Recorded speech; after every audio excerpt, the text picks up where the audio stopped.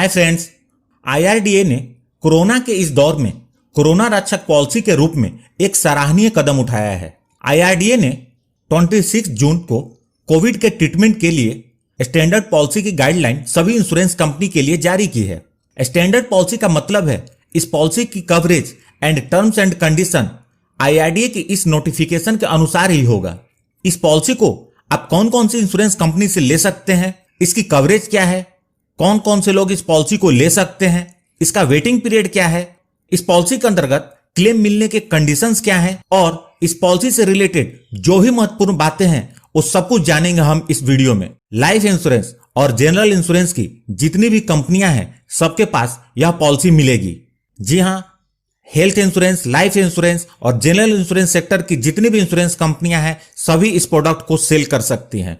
आप किसी भी कंपनी से यह पॉलिसी लेंगे तो उसका नाम कोरोना रक्षक और उसके आगे आप जिस कंपनी से पॉलिसी लेंगे उस कंपनी का नाम होगा। जैसे एलआईसी से लेंगे कोरोना रक्षक एलआईसी, स्टार हेल्थ से लेंगे कोरोना रक्षक स्टार हेल्थ।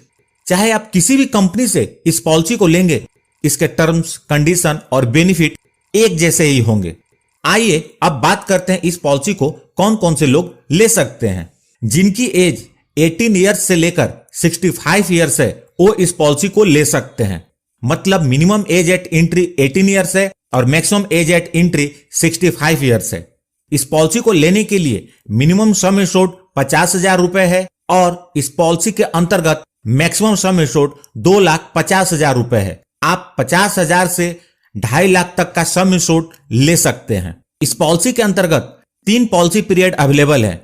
पहला है 3.5 मंथ का, दूसरा है 6.5 मंथ का और तीसरा है 9.5 मंथ का। मतलब 3.5 महीने, 6.5 महीने और 9.5 महीने का। आपको जो भी सुटेबल लगे उस पीरियड की पॉलिसी आप ले सकते हैं। प्रीमियम पेमेंट मोड, इस पॉलिसी का premium payment mode single premium है जो कि आमतौर पे हेल्थ इंश्योरेंस की पॉलिसी में होता है। अब बात करते हैं क्लेम कैसे मिलेगा। इसके 2 कंडीशन है। पहला, कोरोना पॉजिटिव का test government authorise diagnostic centre पर होना चाहिए और दूसरा मिनिमम 72 आवर्स का हॉस्पिटलाइजेशन होना चाहिए। यह दोनों कंडीशन फुलफिल्ड होने के बाद आपने जितने सम एश्योर्ड की पॉलिसी ली होगी उसकी लमसम पेमेंट हो जाएगी। यहां पर ध्यान दें, यह रिम्बर्समेंट की पॉलिसी नहीं है जिसमें आपके हॉस्पिटल के बिल के अनुसार पेमेंट होगी। यह लमसम बेनिफिट की पॉलिसी है। 72 आवर्स हॉस्पिटलाइजेशन के बाद आपके पॉलिसी का जो सम इंश्योर्ड है उसका भुगतान होगा। इसका क्लेम जैसा कि हेल्थ इंश्योरेंस की पॉलिसी में होता है आपको टीपीए के माध्यम से करना होगा।